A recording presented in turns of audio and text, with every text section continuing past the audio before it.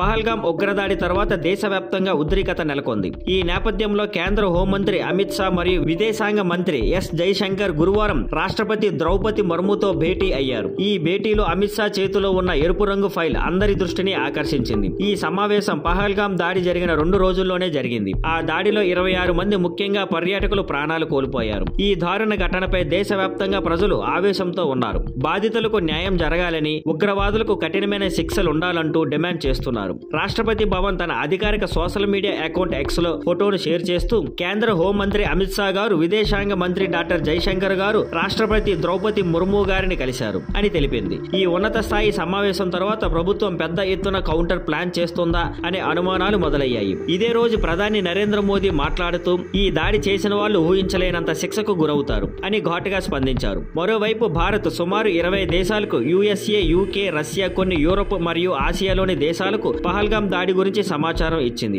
ఈ దాడిపై భారత్ యొక్క పక్కా స్టాండ్ను వారికి వివరించినట్లు సమాచారం. భారత ప్రభుత్వం ఇప్పటికే కొన్ని కఠిన నిర్ణయాలు తీసుకుంది. వాటిలో వాఘా అటారీ బార్డర్ చెక్ పోస్టును మూసివేయడం, పాకిస్తాన్ పౌరుల కోసం ఉన్న షార్క్ వీసా మినహాయింపు పద్ధతిని రద్దు చేయడం ఉన్నాయి. దానికి ప్రతిగా పాకిస్తాన్ భారతదేశంతో వాణిజ్యాన్ని నిలిపివేయడం, తమ గగనతలాన్ని భారత విమానాలకు మూసివేయడం వంటి చర్యలు తీసుకుంది. ఈ పరిణామాలన్నింటినీ చూస్తే భారత్ ఈ దాడికి గట్టి కౌంటర్ చర్యలకు సిద్ధమవుతోందని స్పష్టమవుతుంది. అమిత్ షా చేతిలో కనిపించిన ఎరుపు ఫైల్ ఇప్పుడు దేశవ్యాప్తంగా పెద్ద ప్రకటనకు సంకేతంగా మారింది.